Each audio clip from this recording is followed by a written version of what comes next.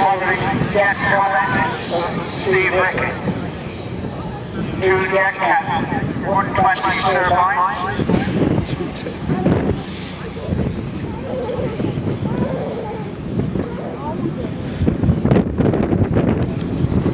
Steve will be taking off on the car.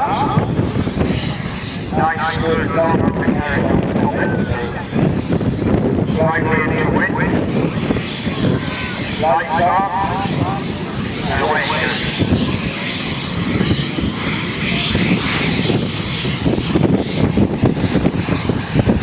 There's the wheel off. And away it goes. Hold up. Here coming up.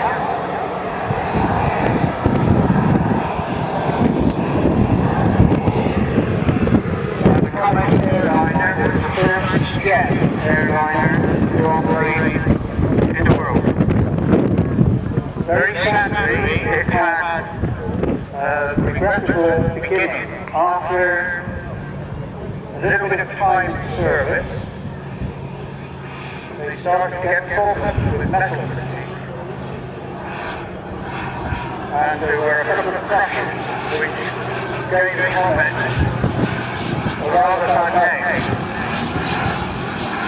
Interestingly enough, they traced the problem to the fact that the windows were square and the metal fatigue tended to act around square windows. Once that problem had been cured, the Comet became one of the most famous jet airliners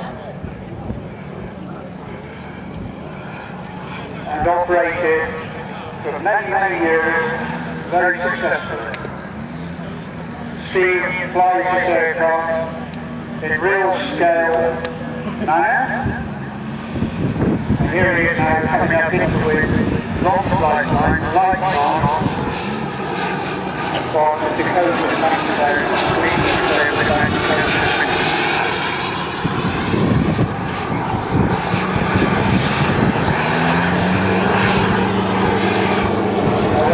Steve's flown this airliner, operated in America, and then later adapted to be used in all sorts of roles, particularly during the Second World War, for parachute jumping, transport, and anything else that was prepared signal. It was a real workhorse.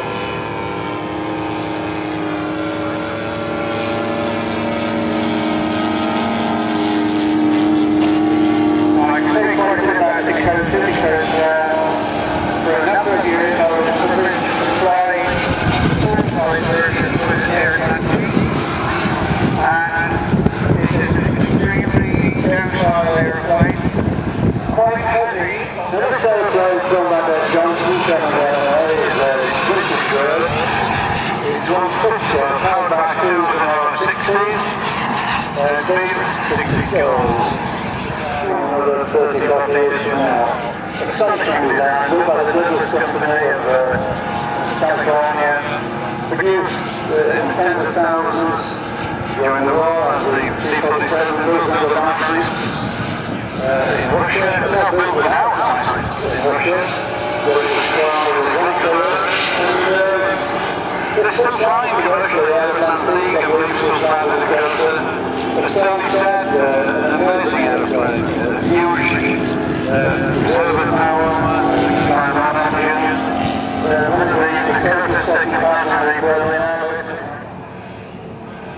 We're trying to show you with this slot the mixture of air transport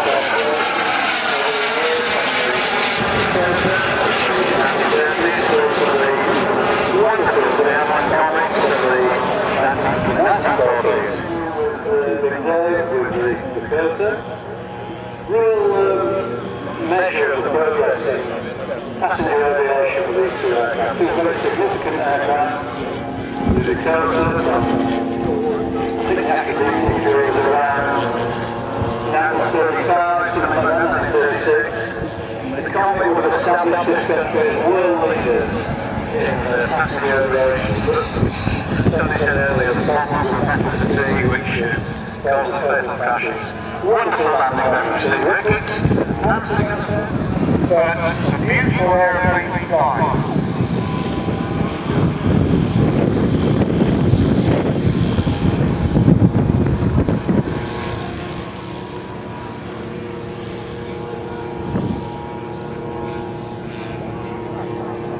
Whilst I was flying there, I flew with what one might term an old phone pilot.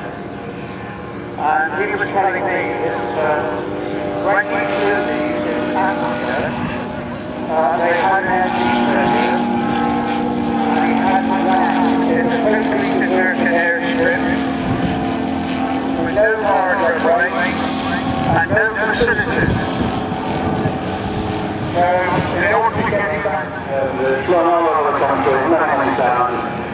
The Dakota of the C-47 Skytrain, which is now in the military, was built on the main commercial aircraft system.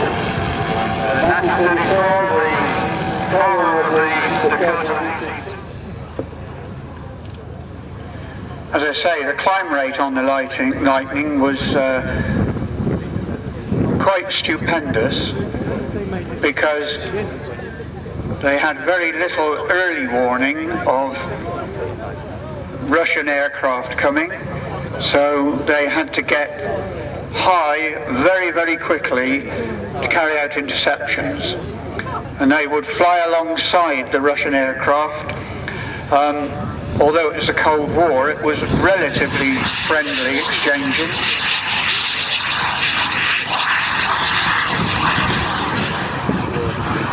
It was one of the earlier aircraft to have a ribbon type airspeed indicator as opposed to a dial, which was clock type.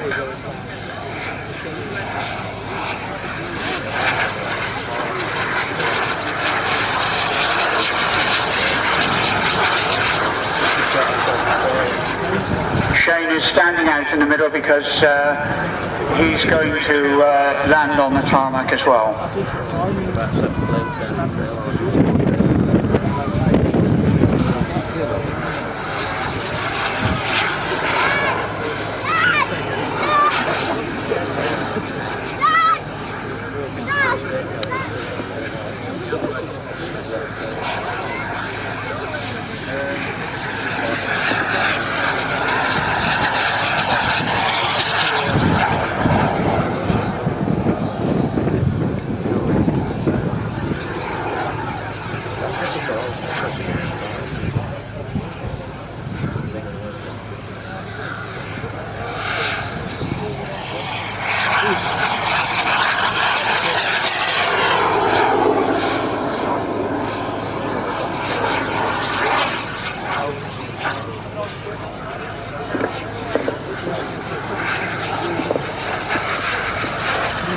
Just been asked to announce could people in slot 30, that's after the Aerocop, please come down to the starting box, because the full-size display will be delayed a little because they have to refuel.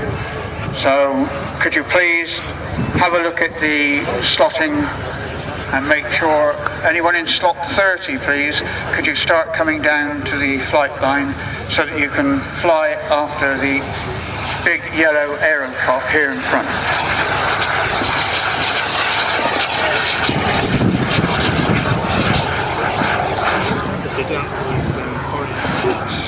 Got a 160 turbine engine with 40 pounds of thrust. This is Shane's own designed scratch-built model, so it's not a kit. And now he comes in, nice landing. Round of applause please for Shane Harding and the English Electric Lightning.